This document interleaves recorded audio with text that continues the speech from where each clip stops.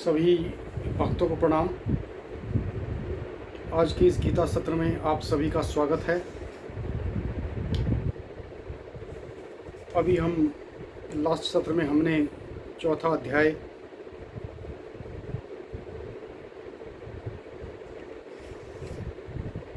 के पहले, दूसरे और तीसरे श्लोक और चौथे श्लोकों का अध्ययन किया था। आज हम 5वें श्लोक से अध्ययन करेंगे। तो आइए शुरू करते हैं आज का सत्र। उस परम पिता परमेश्वर को प्रणाम जो कर्ता संघर्ता पालन करता है इस सृष्टि का।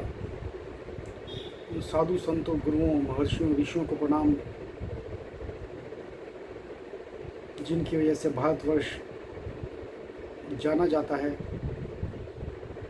सनातन धर्म जाना जाता है। श्रीमद् भगवद गीता को प्रणाम जिसने हमें एक ऐसा ज्ञान दिया हुआ है जो चिरकाल से चलता आया है और हर काल में सत्य है, सत्य सिद्ध हुआ है। तो आइए शुरुआत करते हैं।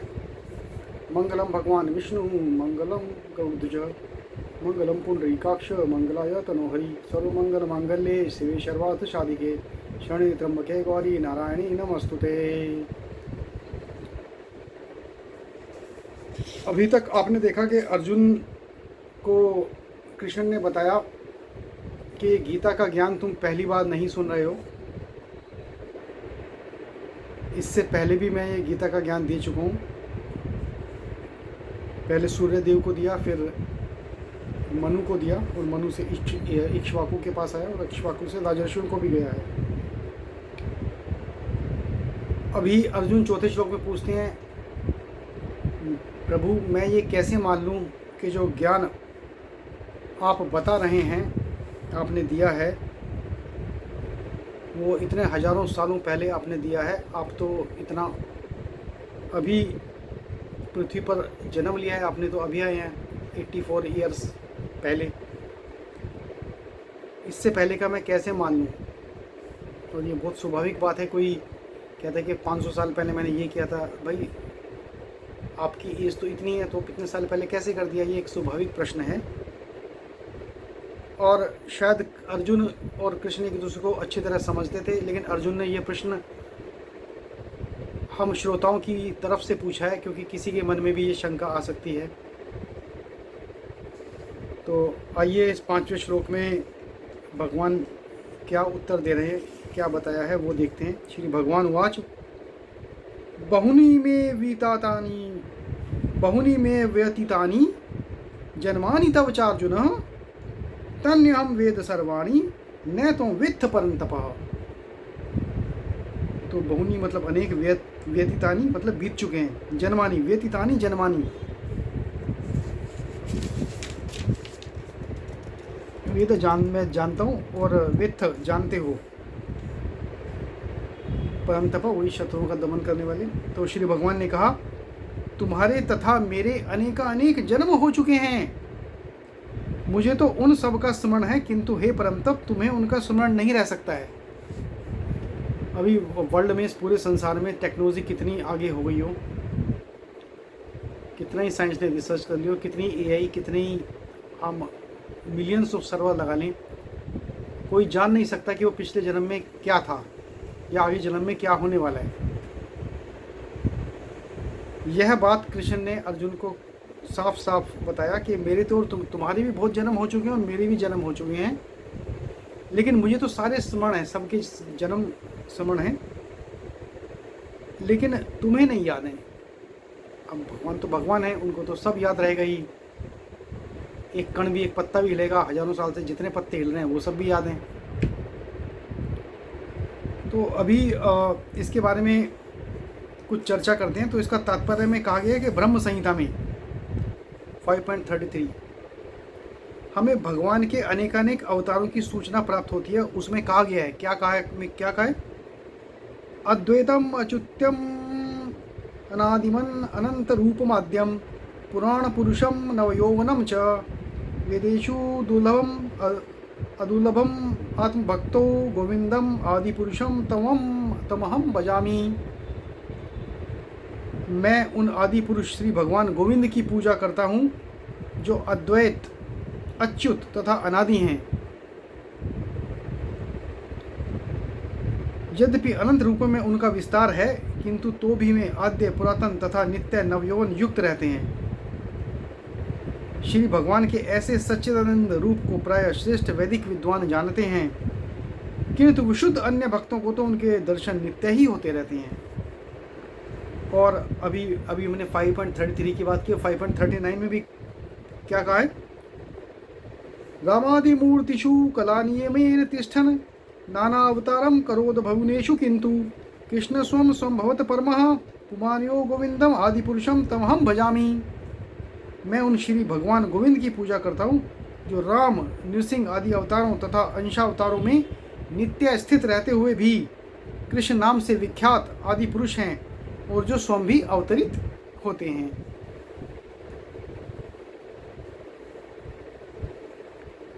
वेदों में भी कहा गया है, अद्वैत होते हुए भगवान असंख्य रूपों में प्रकट होते हैं। वे उस वैदूर्य मणि के समान है जो अपना रंग परिवर्तित करते हुए भी एक ही रहता है। इन सारे रूपों को विशुद्ध निष्काम भक्त ही समझ पाते हैं, केवल वेदों के अध्ययन से उनको नहीं समझा जा सकता। वेदेतु दुर्लभम दुर्लभम आत्मभक्तो। अर्जुन जैसे एक भक्त कृष्ण के नित्य सखा हैं और जब भी भगवान अवतरित होते हैं तो उनके पार्षद भक्त भी विभिन्न रूपों में उनकी सेवा करने के लिए उनके साथ साथ अवतार लेते हैं। अर्जुन ऐसा ही भक्त है और इस श्लोक से पता चलता है कि लाखों वर्ष पूर्व जब भगवान श्री कृष्ण ने भगवत गीता का प्रवचन सूर्यदेव विवस्वान से किया था, उस समय अर्जुन भी किसी भिन्न रूप में उपस्थित था, किंतु भगवान तथा अर्जुन का यह अंतर है कि भगवान ने यह घटना याद रखी, किंतु अर्जुन इसे याद नहीं रख सका। अंश रूप जीवात्मा तथा परमेश्वर में यही अंतर है। यद्यपि अर्जुन को यहाँ परम शक्तिशाली वीर के रूप में संबोधित किया गया जो शत्रुओं का दमन कर सकता है, किंतु विगत जन्मों में जो घटनाएं घटी हैं उन्हें स्मरण रखने में वह अक्षम है। अतः भौतिक दृष्टि से जीव चाहे कितना ही बड़ा क्यों न हो, वह कभी परमेश्वर की समता नहीं कर सकता। भगवान का नित्य संगी निश्चित रूप से मुक्त पुरुष होता है, किंतु वह भगवान के तुल्य नहीं होता।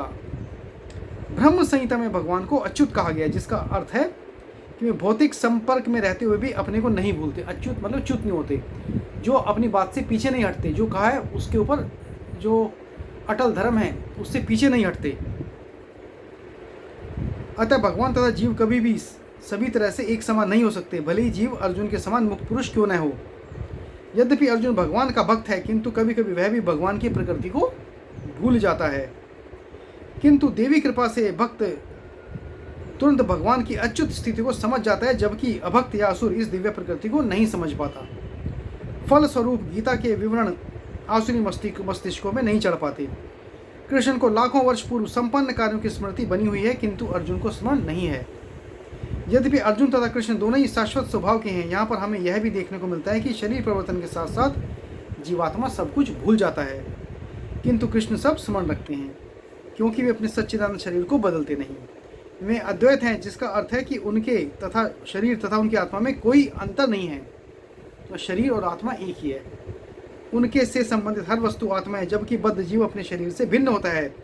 चूंकि भगवान के शरीर तथा आत्मा अभिन्न है, अतः उनकी स्थिति तब भी सामान्य जीव से भिन्न बनी रहती है जब वे भौतिक स्तर पर अवतार लेते हैं। असुरगण भगवान की इस दिव्य प्रकृति से तालमेल नहीं बिठा पाते, जिसकी व्याख्या अगले श्लोक में स्वयं भगवान स्वयं करते हैं। अजोपि सन्न अव्य आत्मा भूतानाम ईश्वरोपि सन प्रकृति स्वम अधिष्ठाय संभवामि आत्ममाया।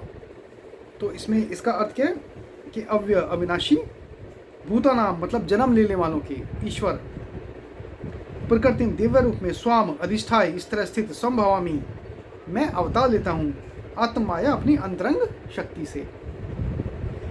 यद्यपि मैं अजन्मा तथा अविनाशी हूँ और यद्यपि मैं समस्त जीवों का स्वामी हूँ, तो भी प्रत्येक युग में मैं अपने आदि दिव्य रूप में प्रकट होता हूँ। तो डिफरेंट इनकारनेशन हमें भगवान के देखने को मिले। 10 अवतार कहा में उनके कहे गए हैं। तो उन्होंने कहा कि मैं अजन्मा हूँ, अविनाशी हूँ, मेरे को जन्म लेने की जरूरत नहीं है, तब भी एक एक एक युग में, प्रत्येक युग में मैं अपने दिव्य रूप में प्रकट होता रहता हूँ। भगवान ने अपने जन्म की विलक्षणता बताई है। यद्यपि वे सामान्य पुरुष की भांति प्रकट हो सकते हैं, किंतु उन्हें विगत अनेक जन्मों की पूर्ण स्मृति बनी रहती है, जबकि सामान्य मनुष्य को कुछ ही घंटों की घटना स्मरण नहीं रहती। हाँ, पुराने जन्म की तो बात क्या करें, कुछ घंटे पहले की घटना भी याद नहीं रहती इंसानों को। यदि कोई पूछे कि एक दिन पूर्व इस समय तुम क्या कर रहे थे, तो सामान्य व्यक्ति के लिए इसका उत्तर तत्काल दे पाना कठिन होगा। कल क्या पहना था ड्रेस, परसों क्या पहनी थी ड्रेस, 4 दिन पहले क्या ड्रेस पहनी थी, अचानक नहीं आंसर कर पाएंगे। उसको इसे स्मरण करने के लिए अपनी बुद्धि को कुरेदना पड़ेगा कि वह कल इस समय क्या कर रहा था।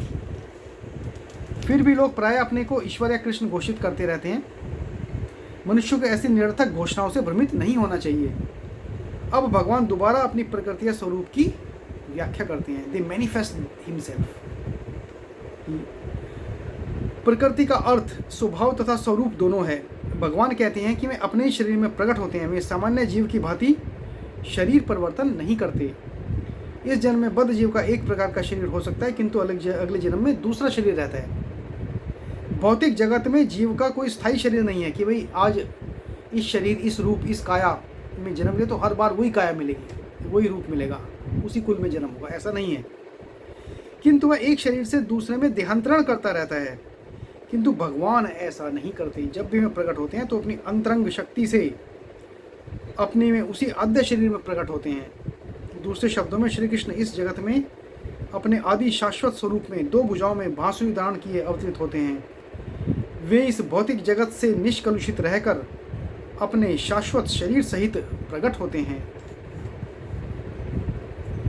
यद्यपि वे अपने उस दिव्य शरीर में प्रकट होते हैं और ब्रह्मांड के स्वामी होते हैं, तो भी ऐसा लगता है कि वे सामान्य जीव की भांति प्रकट हो रहे हैं। यद्यपि उनका शरीर भौतिक शरीर की भांति क्षीण नहीं होता, फिर भी ऐसा प्रतीत होता है कि भगवान कृष्ण बालपन से कुमारावस्था तथा कुमारावस्था से तरुणावस्था तक प्राप्त करते हैं। किंतु आश्चर्य तो यह है कि वे कभी युवावस्था से आगे नहीं बढ़ते। कुरुक्षेत्र युद्ध के समय उनके अनेक पौत्र थे, या दूसरे शब्दों में हमारे दादाजी बने हुए थे कृष्ण उस समय पे। वे भौतिक गणना के अनुसार काफ़ी वृद्ध थे, फिर भी वे 20-25 वर्ष के युवक जैसे लगते थे। हमें कृष्ण की वृद्धावस्था का कोई चित्र नहीं दिखता, क्योंकि वे कभी भी हमारे समान वृद्ध नहीं होते। यद्यपि वे तीनों काल में, भूत, वर्तमान तथा भविष्य काल में सबसे वयोवृद्ध पुरुष हैं। अभी क्या गया कि जब से पृथ्वी बनी है उससे पहले के यूनिवर्स भी उन्होंने बनाया, तो सबसे वयोवृद्ध तो वही हैं भगवान श्री कृष्ण। लेकिन 20-25 साल से ज़्यादा आयु के वो लगते नहीं किसी भी चित्र में। न तो उनका शरीर और न ही बुद्धि कभी क्षीण होती या बदलती है। अतः यह स्पष्ट है कि इस जगत में रहते हुए भी उसे अजन्मा सच्चिदानंद रूप वाले हैं, जिनके दिव्य शरीर तथा बुद्धि में कोई परिवर्तन नहीं होता। वस्तुतः उनका आविर्भाव और तिरोभाव सूर्य के उदय तथा अस्त के समान है, जो हमारे सामने से घूमता हुआ हमारी दृष्टि से ओझल हो जाता है। जब सूर्य हमारी दृष्टि से ओझल रहता है तो हमें लगता है कि सूर्य अस्त हो जाता है, मतलब सनसेट्स। और जब वह हमारे समक्ष होता है, व्हेन सनराइज इज, तो हम सोचते हैं कि वह क्षितिज में है, कि होराइजन पे हमें दिखता है। वस्तुतः सूर्य स्थिर है, किंतु अपनी अपूर्ण एवं त्रुटिपूर्ण इंद्रियों के कारण हम सूर्य को उदय और अस्त होते परिकल्पित करते हैं। तो यहाँ पर भारत में और एशिया में अस्त होगा, अमेरिका में लोगों को लगेगा उदय हुआ है। तो सन तो वहीं पे है, वही वैसे ही काम कर रहा है। हमारी इंद्रियों की जो त्रुटि है उससे हमें लगता है कि सन सेट्स एंड राइजेस, जबकि वो सन तो वहीं पर अपने कार्य कर ही रहा है। और चूंकि भगवान का प्राकट्य तथा तिरोधान सामान्य जीवन से भिन्न है, अतः स्पष्ट है कि वे शाश्वत हैं, अपनी अंतराका शक्ति के कारण आनंद स्वरूप हैं और इस भौतिक प्रकृति द्वारा कभी कलुषित नहीं होते।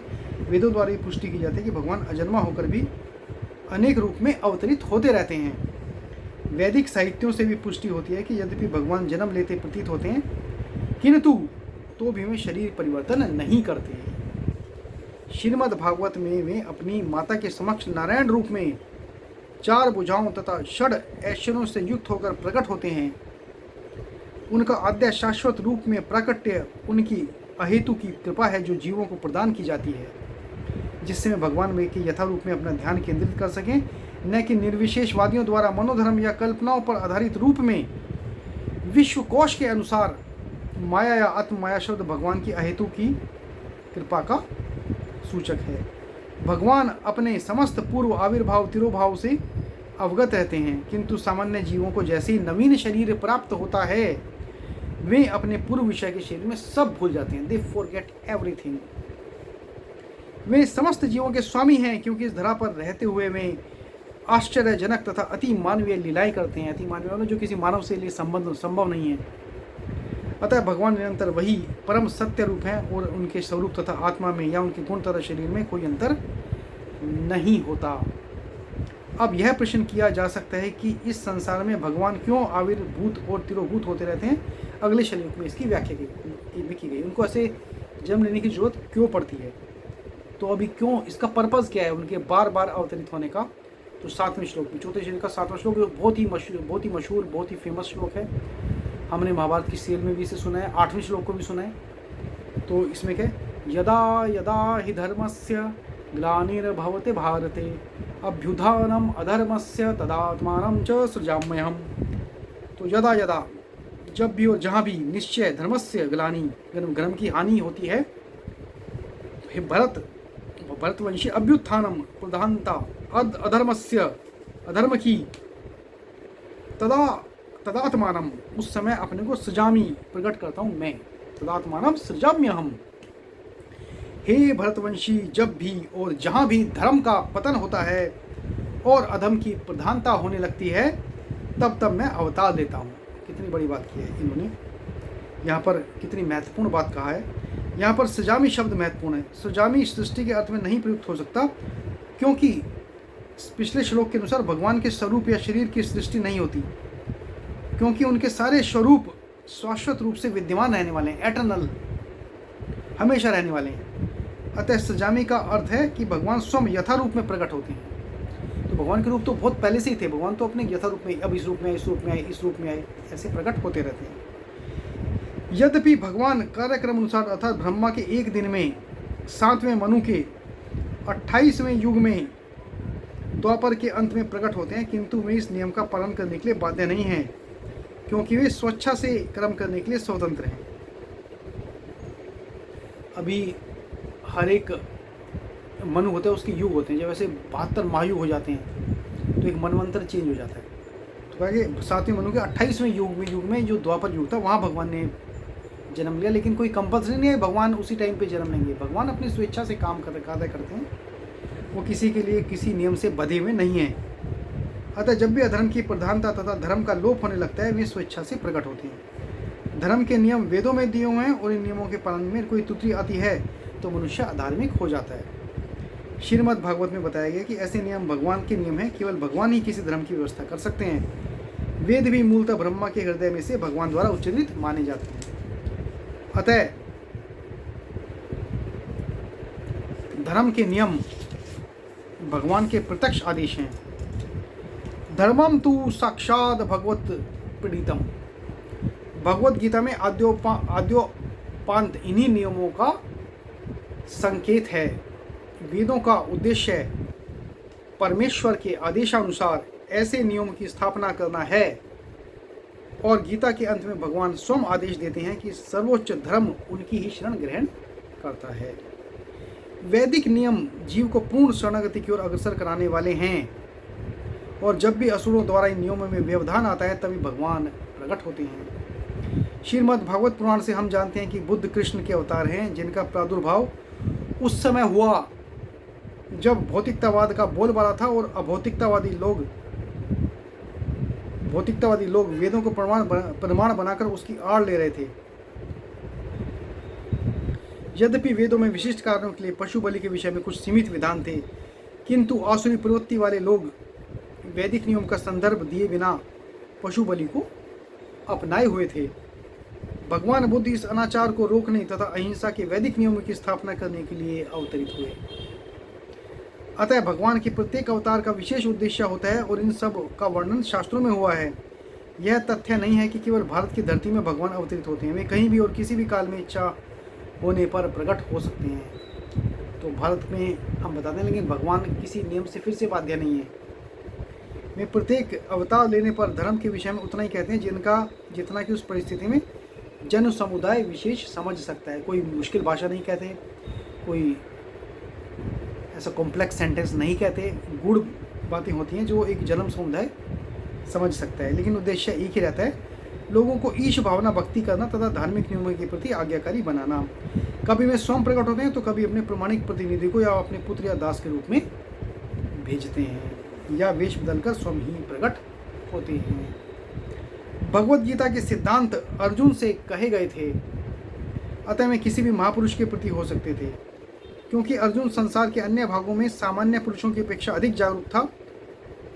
2 और 2 मिलकर 4 होते हैं, यह गणितीय नियम प्राथमिक कक्षा के विद्यार्थियों के लिए उतना ही सत्य है जितना कि उच्च कक्षा के विद्यार्थी के लिए। तो 2 और 2 पहली क्लास पढ़ेगा उसके लिए भी 4 रहेंगे, और जो पीएचडी कर रहा है उसके लिए भी 4 रहेगा। तो भी गणित उच्च स्तर तथा निम्न स्तर का होता है, कोई ये नियम है, लेकिन गणित का जो लेवल है, लेवल ऑफ डिफिकल्टी, वो higher level of mathematics, lower level of mathematics, ये हमने देखा ही है, एडवांस लेवल ऑफ मैथमेटिक्स। तो जिस प्रकार से जैसे मैथ्स होता है, भगवान प्रत्येक अवतार में एक जैसे सिद्धांतों की शिक्षा देते हैं जो परिस्थितियों के अनुसार उच्च या निम्न प्रतीत होते हैं। तो एक मनुष्य की निम्न बुद्धि के हिसाब से जो हम देखते हैं भगवान की लीला को, उससे हमें उच्च या निम्न प्रतीत होते हैं भगवान की सिद्धांत, उनकी शिक्षा। जैसे कि आगे बताया जाएगा, धर्म के उच्चतर सिद्धांत चारों वर्णाश्रम को स्वीकार करने से प्रारंभ होते हैं। अवतारों का एकमात्र उद्देश्य सर्वत्र कृष्ण भावनामृत को उद्बोधित करना है। परिस्थिति के अनुसार यह भावनामृत प्रकट तथा अप्रकट होता है। अभी एक 8वां श्लोक देते हैं, वो भी बहुत प्रसिद्ध श्लोक है। परित्राणाय साधूनाम विनाशाय च दुष्कृताम धर्म संस्थापनार्थाय संभवामि युगे युगे। अभी परित्राणाय उद्धार के लिए, साधुनाम भक्तों के, विनाशाय संहार के लिए, च दुष्कृताम दुष्टों के, संस्थापन अर्थाय पुनः संस्थापित करने के लिए, संभव में प्रकट होता हूँ युगे युगे, युग युग में। तो भक्तों का उद्धार करने, दुष्टों का विनाश करने तथा धर्म को फिर से स्थापना करने के लिए मैं हर युग में प्रकट होता हूँ। तो भगवान को एक लीला करनी पड़ती है, इसलिए वो प्रकट होते हैं, अदरवाइज भगवान किसी अवतार या प्रकट होने के नियम से बंधे हुए नहीं हैं। अभी इन्होंने बोला कि मैं क्यों प्रकट होता हूँ, उसके 3 नियम बताए हैं। भक्तों का उद्धार करने, एक दुष्टों का संहार करने, और धर्म की फिर से स्थापना करने। जब भी धर्म का ह्रास हुआ है, नाश हुआ है, भगवान कृष्ण ने अवतार इस पृथ्वी पर लिया है।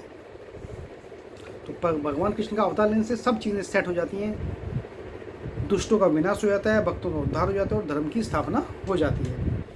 भगवत गीता के अनुसार साधु पवित्र पुरुष कृष्ण भावना भावित व्यक्ति है। अधार्मिक लगने वाले व्यक्ति में भी यदि पूर्ण कृष्ण चेतना हो तो उसे साधु समझना चाहिए। दुष्कृतम दुष्ट प्रवृत्ति के लोग उन लोगों के लिए है जो कृष्ण भावनामृत की परवाह नहीं करते। ऐसे दुष्कृतम या उपद्रवी, मूर्ख तथा अधम व्यक्ति कहलाते हैं, भले में सांसारिक शिक्षा से विभूषित क्यों न हो। MA किया है, PhD किया है, मास्टर्स किया है, स्किल लिया है, डॉक्टर बने हैं, लेकिन यदि कृष्ण भावनामृत की परवाह नहीं करते तो वो अधमी है। इसके विपरीत यदि कोई 100% कृष्ण भावनामृत में लगा रहता है, वो चाहे अनपढ़ हो, चाहे विद्वान हो, या सुसंस्कृत ना भी हो, फिर भी वह साधु माना जाता है। जहाँ तक सभी अनिश्वरवादियों का प्रश्न है, भगवान के लिए आवश्यक नहीं कि वे इस विनाश के लिए उस रूप में अवतरित हो जिस रूप में रावण तथा कृष्ण का वध करने के लिए हुए थे। भगवान के ऐसे अनुचर हैं जो कृष्ण असुरों का संहार करने में सक्षम है। हनुमान जी ने माता सीता को बोला था, अभी मैं मातू ले जवाई, मैं अभी आपको ले आ सकता हूँ, लेकिन मेरे को प्रभु आयुष नहीं, राम दुहाई, अभी प्रभु राम की मुझे आज्ञा नहीं है।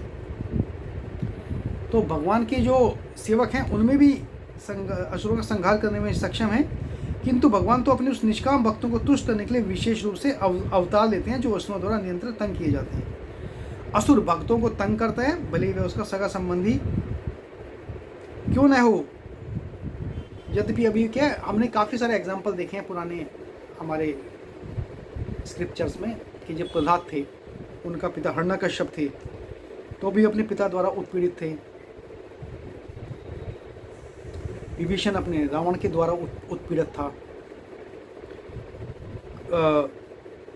कृष्ण की माता देवकी कंस की बहन थी, किंतु उन्हें तथा उनके पति वसुदेव को इसलिए दंडित किया था क्योंकि कृष्ण को जन्म लेना था, तो कृष्ण के माँ बाप को भी उत्पीड़न मिला। अतः भगवान कृष्ण मुख्यतः देवकी के उद्धार करने के लिए प्रकट हुए थे, कंस को मारने के लिए नहीं। किंतु ये दोनों कार्य एक साथ संपन्न हो गए, एक तीर से 2 निशाने। अतः यह कहा जाता है कि भगवान भक्त का उद्धार करने और दुष्ट का असुरों का संहार करने के लिए विभिन्न अवतार लेते हैं। तो दुष्टों को तो कितने दुष्टों का संहार किया जब भगवान आए। कंस के तो इतने सारे इसने असुर भेजे, उन सबका संहार कर दिया, जरासंध का संहार कर दिया। उसके बाद इनके कौरवों का तो पूरे पांडवों से संहार करवा दिया। कालनेमी का संहार किया, मतलब इतने ज़्यादा तरीके से उन्होंने दुष्टों का काफ़ी संहार किया। कृष्णदास कविराज कृत चैतन्य चरितमृत के निम्नलिखित श्लोकों 20.363 से 264 से अवतार के सिद्धांतों का सारांश प्रकट होता है। सृष्टि हेतु ऐ मूर्ति प्रपंचे अवतरे, से ईश्वर मूर्ति अवतार नाम धरे। मायातीत पर्वयों में सबार अवस्थान, विश्व अवतरी धरे अवतार नाम। अवतार अथवा ईश्वर का अवतार भगवत धाम से भौतिक प्राकट्य हेतु होता है। ईश्वर का वह विशिष्ट रूप जो इस प्रकार अवतरित होता है अवतार कहलाता है। अवतार अथवा ईश्वर का अवतार भगवत धाम से भौतिक प्राकट्य हेतु। ऐसे अवतार भगवत धाम में स्थित रहते हैं। जब वे भौतिक सृष्टि में उतरते हैं तो उन्हें अवतार कहा जाता है। तो भौतिक सृष्टि में आए पृथ्वी पर तो अवतार उनको बोलते हैं। अवतार कई तरह के होते हैं, यथा पुरुष अवतार, गुण अवतार, लीला अवतार, शकत्या विशेष अवतार, मनवंतर अवतार तथा युगावतार। इन सबका इस ब्रह्मांड में क्रमानुसार अवतरण होता है। एक के बाद एक आते रहते हैं जो सृष्टि के नियम के हिसाब से। किंतु भगवान कृष्ण आदि भगवान है और समस्त अवतारों के उद्गम हैं। सब अवतार इन्हीं से, भगवान कृष्ण से ही उत्पन्न होते हैं। भगवान श्री कृष्ण शुद्ध भक्तों की चिंताओं को दूर करने के लिए विशिष्ट प्रयोजन से अवतार लेते हैं, जो उन्हें उनकी मूल वृंदावन लीलाओं के रूप में देखने के उत्सुक रहते हैं। अतः कृष्ण अवतार का मूल उद्देश्य अपने निष्काम भक्तों को प्रसन्न करना है। भगवान का वचन है कि वे प्रत्येक युग में अवतरित होते रहते हैं। इससे सूचित होता है कि वे कलयुग में भी अवतार लेते हैं। जैसा कि श्रीमद् भागवत में कहा गया है कि कलयुग के अवतार भगवान चैतन्य महाप्रभु हैं, जिन्होंने संकीर्तन आंदोलन के द्वारा कृष्ण पूजा का प्रसार किया और पूरे भारत में कृष्ण भावनामृत का विस्तार किया। उन्होंने यह भविष्यवाणी की थी कि संकीर्तन की यह संस्कृति सारे विश्व के नगर नगर तथा ग्राम ग्राम में फैलेगी, स्प्रेड होगी। भगवान चैतन्य को गुप्त रूप में किंतु प्रकट रूप में नहीं, उपनिषदों, महाभारत तथा भागवत जैसे शास्त्रों के गुह्य अंशों में वर्णित किया गया है। भगवान कृष्ण के भक्तगण भगवान चैतन्य के संकीर्तन आंदोलन द्वारा अत्यधिक आकर्षित रहते हैं। भगवान का यह अवतार दुष्टों का विनाश नहीं करता, अपितु अपनी अहेतु की कृपा से उनका उद्धार करता है। तो ये हमने अभी 8 श्लोक देखे हैं।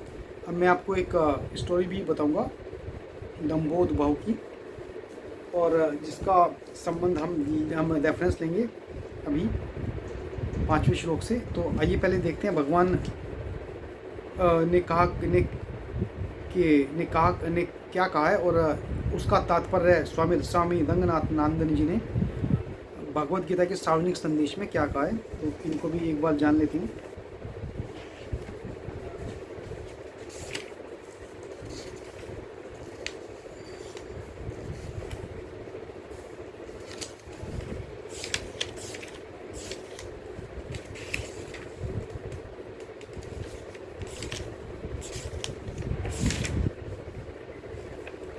तो श्री भगवान कहते हैं, बहुनी में व्यतीतानि जन्मानि तव चार्जुन, तान्यम वेद सर्वाणि न त्वं वेत्थ परंतप।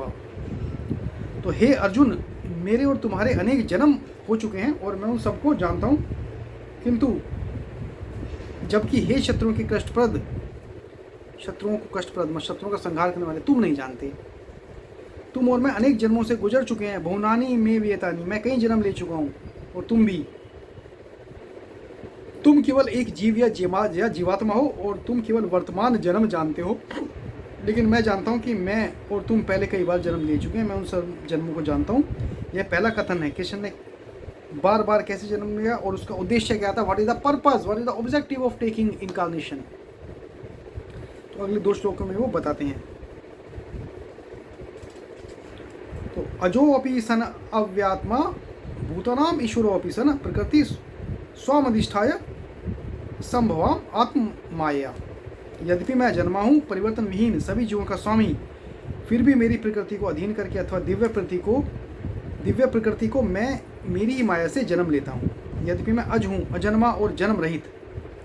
इस नकारात्मक संस्कृत शब्द अज से तथा सकारात्मक शब्द जन्म से सकारात्मक अंग्रेजी शब्द जीन, जेनेटिक इत्यादि आए हैं। वो कैसे आया, उसका एटाइमोलॉजी कैसी है। अंग्रेजी शब्द जीन जेनेटिक किससे आया? अज से और जन्म से। यद्यपि मैं अज और अव्यय हूँ, जन्म रहित तो अनिश्वर और भूता नाम ईश्वरो अपि सन। यद्यपि मैं सभी जीवों का स्वामी हूँ, फिर भी मैं एक शरीर अपनी ही माया के माध्यम से धारण करता हूँ। उनके में आत्मशक्ति, उनकी माया ऐसी है कि वे एक शरीर को धारण कर लेते हैं अपनी ही माया से। मैं असीम दिव्य हूँ, किंतु अपनी माया शक्ति का प्रयोग करके मैं ससीम मानव बनता हूँ। एक अवतार की यही प्रकृति है। बाह्य रूप से अत्यंत सामान्य, आंतरिक रूप से एक महान आयाम धारण की हुई, जिसे साधारण व्यक्ति सरलता से नहीं देख सकते। श्री कृष्ण ने इसे बाद में कहेंगे, प्रकृति स्वाम अधिष्ठाय स्वभावी। अपनी प्रकृति या माया की सहायता से मैं जन्म लेता हूँ। यह शक्ति दिव्य के हाथों में है। एक अनेक कैसे बना? यह माया के द्वारा है। यद्यपि माया एक महत्वपूर्ण भूमिका का निर्वाह करती है भारत में धर्मों के सभी आयामों में, चाहे वह भक्ति अथवा ज्ञान। गीता में आपको कृष्ण का एक अद्भुत कथन बाद में मिलेगा कि यह माया पार करना एक कठिन कार्य है। केवल वे जो मुझ में शरण लेते हैं वे ही इस माया को पार कर सकते हैं। तो अभी ये कहा है भगवान कृष्ण ने कि भाई तुम बहुत सारे जन्मों को नहीं जानते। तो एक उद्योग पर्व में कुछ जगह पर कहा गया, माधवाचार्य जी के लेखों में भी कुछ ये कहा गया है कि कृष्ण के तो 2 अवतार हम जानते हैं। अर्जुन पिछले जन्म में क्या था और कृष्ण पिछले जन्म में क्या थे। तो ये एक भक्तों में एक इच्छा बनी रहती है कि जब मैं तो सब अवतारों को जानता हूँ, तुम नहीं जानते, लेकिन तुम्हारे अवतार हो चुके हैं। तो अर्जुन का पहला अवतार क्या था? तो कहानी शुरू होती है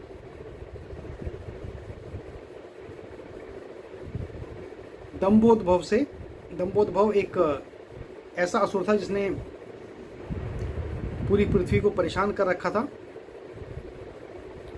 दंभो उद्भव अपने आप को अमर करना चाहता था और उसने बहुत तपस्या की, सूर्य भगवान की तपस्या की। सूर्य भगवान को ही जप करता रहता। सूर्य भगवान प्रकट हुए।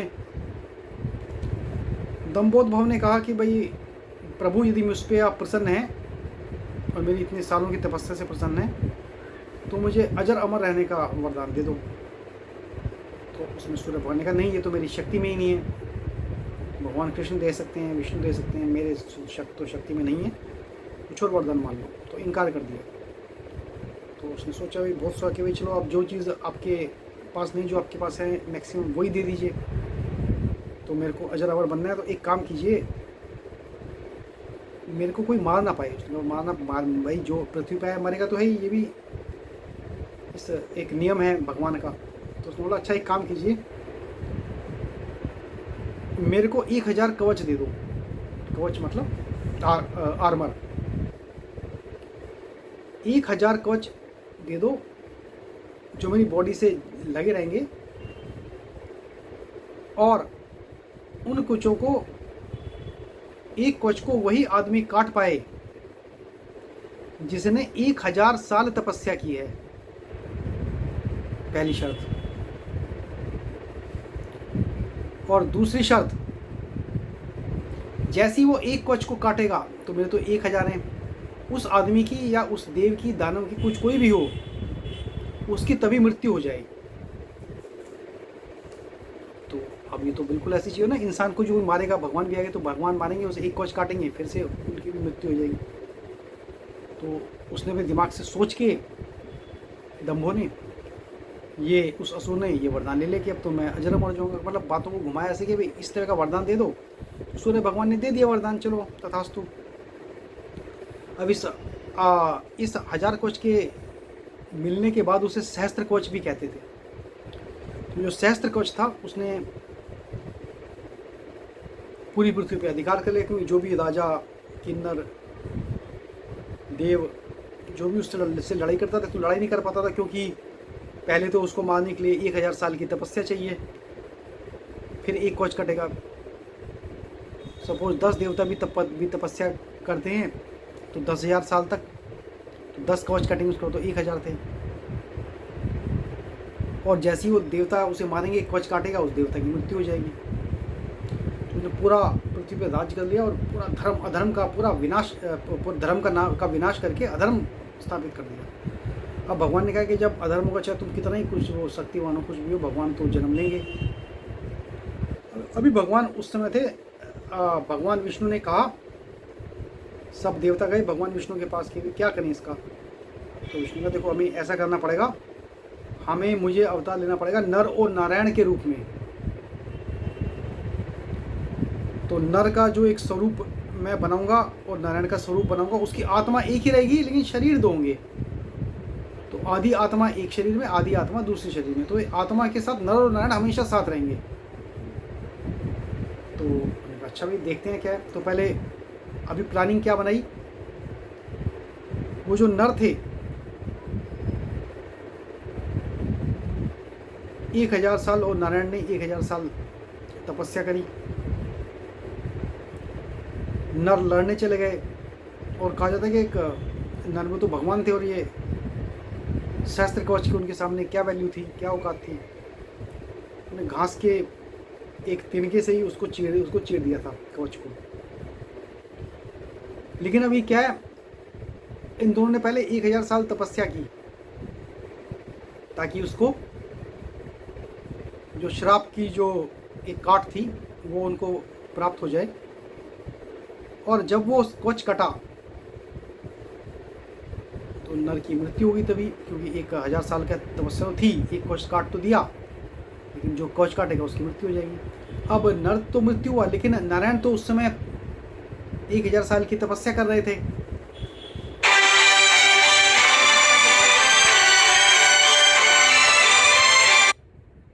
उस तपस्या जब कर रहे थे, अभी अपने आत्म बल से उन्होंने नर में फिर से प्राण डाल दिए। अभी नारायण में लड़ाई करने चले गए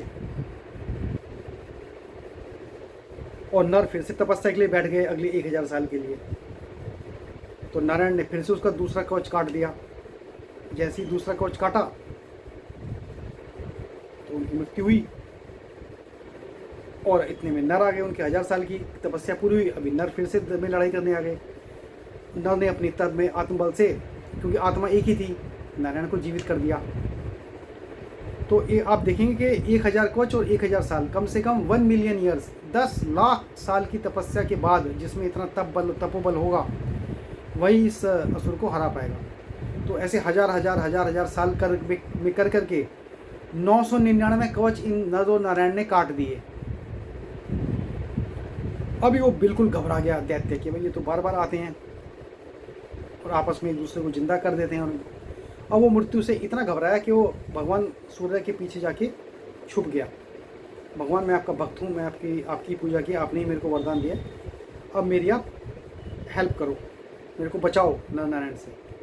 अब शरणागत वत्सल भगवान तो भाई अपने सूर्य भगवान भी शरणागत वत्सल हैं, जो शरण में आया हुआ है उसको अब उन्होंने भगवान से प्रार्थना की, भगवान इसे छोड़ दो, ये तो मेरा ही परम भक्त है, इसको मत लो। तो उस जन्म में 999 जो एक वाला जो कवच था वो नहीं काट पाए। और फिर कालांतर में, क्योंकि काट नहीं पाए, लेकिन अपनी एक इच्छा, वो जो एक लाइफ साइकिल है वो तो पूरा हो गई। तो जब उस असुर की मृत्यु हुई तो एक कवच बच गया था। तो वो जो एक कवच था वो उस असुर की मृत्यु के बाद जब कर्ण पैदा हुआ तो कहा था ना, कर्ण के बॉडी पे कवच और कुंडल थे। तो अद्वितीय कवच और कुंडल जो उस दैत्य के बच गए थे वो उस कर्ण के पास थे, जो भगवान सूर्य से उसको मिला था। वो भगवान सूर्य के पास ही वो लास्ट कवच था। इसी कवच को काटने के लिए अब जब कृष्ण ने एक उससे दक्षिणा ले ली थी कर्ण से, और अर्जुन कर्ण को मार पाया था। तो ये कहानी ऐसे कहते हैं कि जो नर थे वो अर्जुन थे पहले जन्म में, और नारायण श्री कृष्ण थे पहले जन्म में। अर्जुन और कृष्ण तो नर नारायण पहले से ही थे। अभी कर्ण के साथ भी क्या हुआ कि जब कर्ण को, आपको पता है कि सूत पुत्र उसको कहते थे, वायुसेन उसका नाम था, और एक अधिरथ जो एक चैरियोटियर था, सारथी था राजा का, उसने उसे पाला था। उसकी माता का नाम राधा था। तो सब उसे सूत पुत्र बोलते थे कि भाई सारथी का पुत्र है। तो उसे काफ़ी उसे वो सम्मान मान उसे नहीं मिला, किसी गुरु ने उसे एक्सेप्ट नहीं किया, उसको धनुर्विद्या और बाकी वेपनरीज का जो भी ज्ञान देना था, आर्मर्स का और वेपन्स का, जो वो किसी ने दिया नहीं, क्योंकि वो सूत पुत्र था। उस समय उनको सिर्फ क्षत्रियों को ये ज्ञान लेने की अनुमति थी। अब उसने क्या किया, कर्ण ने एक ब्राह्मण का रूप बनाया कि भाई मैं ब्राह्मण बन जाता हूँ, मेरे को नहीं मिल रहा, तो उसने अपने आप को डिसगाइज किया और परशुराम जी के पास चला गया और परशुराम जी को उसने बोला कि भाई आप मेरे को शिक्षा दे दो। अब ब्राह्मण का एक उसका गेटअप देख के, उसका ड्रेस देख के, तो परशुराम ने उसे एक्सेप्ट कर लिया शिष्य के रूप में। अभी क्या होता है कि भगवान कृष्ण की तो सब पता, उनकी लीला उनको सब पता रहती है, क्या कब कैसे करना है। एक दिन परशुराम और कर्ण तो अपने गुरु के लिए बहुत डेडिकेटेड था, तो परशुराम उसकी गोदी में सिर रखकर सो रहे थे। तभी एक बिच्छू आता है और बिच्छू डंक मारता है कर्ण को, जिसने ब्राह्मण का रूप धारण किया हो। वो बिच्छू का डंक इतना जहरीला, इतना सबसे खतरनाक बिच्छू था, वो इतना गहन पेन, इतना सघन पेन होता है, इतना सघन पेन, इतना गहन दर्द हुआ कि वो उसको संभाल नहीं पाया कर्ण। कर्ण संभाल कोई हो तो नहीं संभाल पाता, कर्ण संभाल पाया। अभी कर्ण का खून निकल रहा है जांग से, उसने जांग में ही काटा, इसी कोमल जगह पे बिच्छू ने डंक मारा और इतना जानलेवा डंक था, इतना दर्द वाला डंक था, कोई भी हिल जाता, लेकिन कर्ण बिल्कुल नहीं हिला, क्योंकि उसको पता है जैसे ही मैं हल्का सा भी हिला तो मेरे गुरु की निद्रा भंग हो जाएगी। तो कर्ण वो हिला नहीं और वो गुरु सोते रहे। जब गुरु उठे तो उन्होंने देखा सब जगह खून बह रहा है, तो देखा कर्ण को तो एक घाव हो गया है जंघा में। उन्होंने अपनी योग शक्ति से जान लिया कि वो एक बिच्छू ने काटा है। तो वो बिच्छू का प्रकृति देख लीजिए इतना, तब परशुराम को संदेह शंका हो गई कि ये बिच्छू इस प्रजाति का है कि जो इसे काट ले वो बिना हिले तो रह नहीं सकता, चाहे कितना ही विद्वान हो, एक्सेप्ट क्षत्रिय। एक ब्राह्मण तो बिल्कुल उसको सहन नहीं कर सकता, उसके डंक को एक क्षत्रिय ही सहन कर सकता है। तो फिर उन्होंने कड़े शब्द में पूछा, तो कौन है मुझसे, अपने तूने कोई झूठ बोला है मुझसे, ब्राह्मण तो नहीं लगता तो। तब कर्ण ने अपनी सच्चाई बताई कि मैं एक सूत पुत्र हूँ और मेरे को कहीं शिक्षा नहीं मिली थी, मेरे को अधिकार था, इच्छा थी शिक्षा लेने की, मैं आपसे झूठ बोला खाली शिक्षा लेने के लिए। तब परशुराम क्रोधित हो गए, उन्होंने श्राप दिया, जब भी मेरी शिक्षा की तुझे सबसे ज़्यादा आवश्यकता पड़ेगी उस वेपन को बुलाने की, तब तू उस विद्या को भूल जाएगा।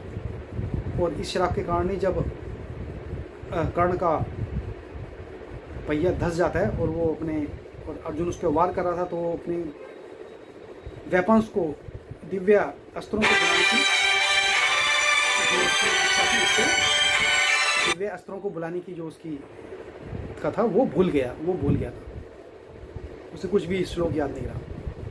एक और भी है कि उसका दत्त धसा क्यों, जब अभी एक और इसकी कहानी है कि जब कृष्ण कर्ण से गलती से एक ब्राह्मण की गाय का निधन हो गया था, उसने तीर से, कर्ण के तीर से, तो ब्राह्मण बड़ा दुखी हुआ, उसकी बेचारे निर्धन ब्राह्मण की गाय थी, तो उसने श्राप दे दिया कि जैसे मेरी गाय मरी है, तेरा भी एक रथ एक ऐसे समय पर धसेगा जबकि उसकी सबसे ज़्यादा जरूरत होगी। तो ये दो श्राप से कर्ण की मृत्यु हुई अर्जुन के हाथों। तो ये एक, तो कैसे जन्म होते हैं ये सब बताया गया। युधिष्ठिर यमराज के पुत्र थे, भीम वायु का ही एक रूप थे, वो यमराज का रूप थे युधिष्ठिर। नकुल और सहदेव अश्विनी कुमार जो चिकित्सक हैं देवों के, उनका रूप थे। तो जन्म तो हर एक के होते ही रहे हैं, जो भगवान कृष्ण को तो याद थे, अर्जुन को नहीं थे। अभी क्या, अभी रामकृष्ण एक बंगाली कहावत भी उसमें एक बोलते हैं, पंचभूतेर फांदे ब्रह्म पड़े कांदे। ब्रह्म रोता है जब पंचभूतों के फंदे में पड़ जाता है, तो अंदर सबके अंदर ब्रह्म है, लेकिन पंचभूत में पड़ गया तो वो फिर रोएगा। शरीर और मन 5 तत्वों से मिलकर बनते हैं, जल पृथ्वी जिसे थल भी बोलते हैं, पवन वायु गगन और समीर। जल थल पावक अग्नि, गगन आकाश और समीर वायु, पंचभूता। जल थल पावक गगन समीर।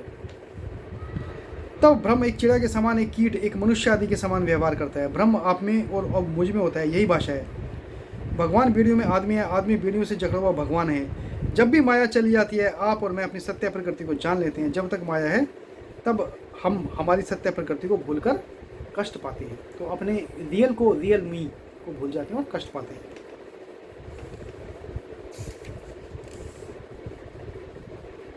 अब विवेकानंद ने भी कहा था अपने इंग्लैंड में, माया किसी प्रकार का सिद्धांत नहीं है, वह तो तथ्यों का सहज वर्णन मात्र है। हम क्या हैं और हम अपने चारों ओर क्या देखते हैं, इन इंद्रियों से क्या देखते हैं, हम इस संसार को देखते हैं, प्रकृति को देखते हैं, तो हम एक माया ही देखते हैं। अब माया के अंदर पढ़ना है, फंसना है, या अपने अंदर देखना है, वो एक मनुष्य को जानना है। अभी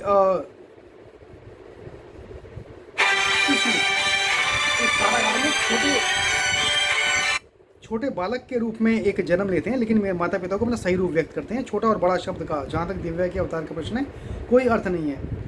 अणोर्णियान महतो महियान, अणु से भी छोटा, ब्रह्मांड से भी बड़ा, यह आत्मा है। तो मतलब अणु से भी बिल्कुल छोटा और ब्रह्मांड से भी इतना बड़ा। कितनी आत्मा की क्या डेफिनेशन है। कठ उपनिषद प्रथम अध्याय के दूसरे अंक में यह कहता है, ये कठोपनिषद में कहा गया आत्मा की डेफिनेशन, अणु से छोटा और ब्रह्मांड से बड़ा।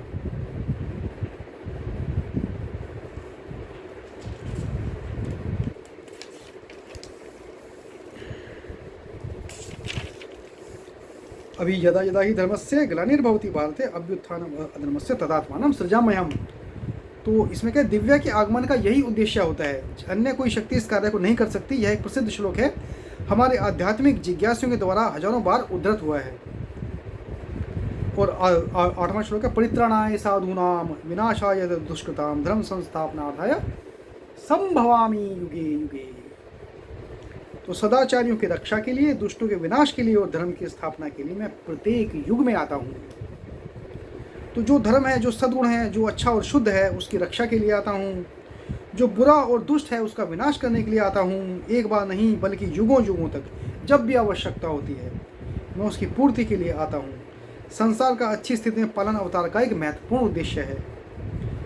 हमने प्रारंभ में श्री शंकराचार्य की गीता पर टीका पढ़ी थी, जिससे वे स्थिति का उल्लेख करते हैं कि सामाजिक ताना बाना टूटता जा रहा है, क्योंकि कोई सीमेंट नहीं है जिससे एक मनुष्य को दूसरे से जोड़ा जा सके।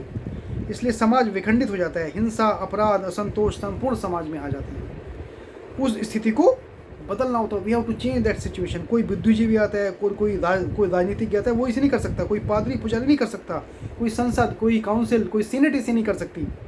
केवल दिव्य शक्ति ही ऐसा कर सकती है। नैतिक और आध्यात्मिक उन्नति किसी निश्चित मानव स्थिति में केवल उच्च आध्यात्मिक व्यक्तित्वों से आ सकती है, किसी अन्य साधन से नहीं।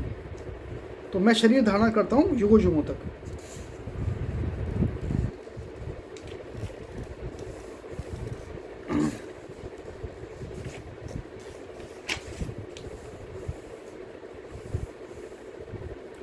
और अन्य देशों में ये उन्होंने बताया कि ईसाई धर्म में, फिर भी वहाँ के लोगों ने उन्हें स्वीकार नहीं किया, उन्होंने उसे सूली पर लटकाया। यही पर्याप्त नहीं है कि ईश्वर संसार में अपने लोगों को स्वीकार करने के लिए तैयार होना चाहिए। तो ये भी कहा है उन्होंने। तो अभी उन्होंने क्या आगे क्या बताया कि भगवान के भारत के राष्ट्रीय आदर्श हैं त्याग और सेवा। आप इसकी इन धाराओं में तीव्रता उत्पन्न कीजिए और शेष सब अपने आप ठीक हो जाएगा। इस देश में आध्यात्मिक का झंडा कितना ही ऊंचा क्यों ना किया जाए, वह पर्याप्त नहीं होता है। केवल इसी में भारत का उद्धार है। आपको प्रणाम है हे रामकृष्ण, जो धर्म की स्थापना के लिए आए। स्थापकाय च धर्मस्य, वही श्री कृष्ण का वचन। सर्वधर्म स्वरूपिणे, कोई विशेष संप्रदाय की स्थापना नहीं, किंतु कोई धर्म मत अथवा कोई धर्म मत नहीं जिसका कोई विशेष अपना नाम हो, चिन्ह हो, अपितु प्रत्येक धर्म के लिए शरीर धारण और अवतार वरिष्ठाय, दिव्य का सर्वोच्च प्रकटीकरण। तो एक दिव्यता किस रूप में प्रकट हो सकती है, वो भगवान कृष्ण से। उसकी सर्वोच्च व्याख्या, उसका the highest manifestation is through भगवान श्री कृष्ण। तो इसलिए हे रामकृष्ण, रामकृष्णाय ते नमः, आपको हे रामकृष्ण हम प्रणाम करते हैं। और अन्य देशों में भी यह एक ही बार हुआ, ईसाई धर्म में भी, और फिर भी वहाँ के लोगों ने उन्हें स्वीकार नहीं किया, उन्हें सूली पर लटकाया। यही पर्याप्त नहीं है कि ईश्वर संसार में आए, किंतु लोगों को भी उन्हें स्वीकार करने के लिए तैयार होना चाहिए। यह भारत में अनुभव है। भारत एक ऐसा दर्शन तथा संस्कृति है जो दिव्य के अवतार को समझ सके और उसका स्वागत कर सके। हम अपने महान शिक्षकों को सूली पर नहीं लटकाते, अन्य देश समाज सुधारक तक को मार देते हैं, लेकिन भारत में यह कभी नहीं होता। हम सदैव किसी अवतार या सुधारक को समझने का प्रयास करते हैं, पहले कुछ लोग और बाद में अधिक लोग। इसी प्रकार अवतार समाज के भले के लिए कार्य करना प्रारंभ करते हैं।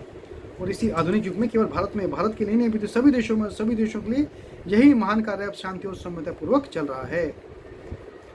और 5000 वर्ष श्री कृष्ण ने ये कार्य शुरू किया था। यह अद्भुत शिक्षा है जिसका अध्ययन हम 4थे अध्याय में अभी कर रहे हैं।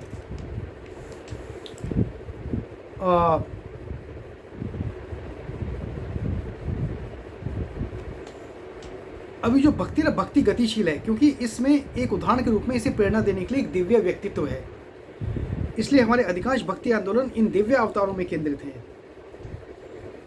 भक्ति मिथक और किंवदंतियों के दिव्य व्यक्तियों में भी केंद्रित हो सकती है, जैसे शिव, विष्णु, देवी, जिनसे भी मानवीय आध्यात्मिक जीवन को सहायता मिलती है। किंतु जब दिव्य प्रकट होता है वह एक मानव अवतार में तीव्रतम होती है, मतलब सबसे तेज मानव अवतार में ही उसको एक्शन और इम्प्लीमेंटेशन उसमें हो सकता है। उसके बाद आगे के श्लोक बताते हैं। तो अभी तक हम इन श्लोकों तक ही स्टॉप करते हैं। अगले सत्र में 9वें श्लोक से शुरू करेंगे। तो ये 11 बार भगवान श्री कृष्ण का महामंत्र का जाप करते हैं।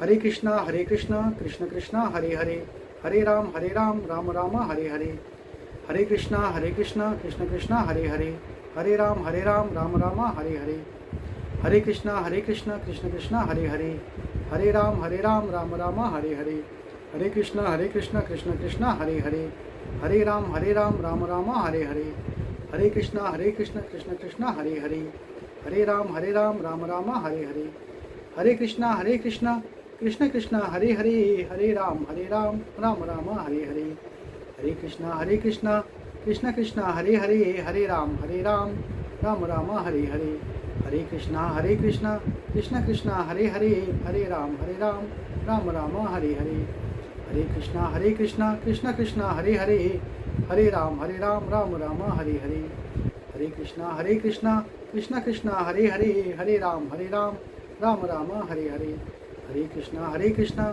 कृष्ण कृष्णा हरे हरे, हरे राम राम राम हरे हरे।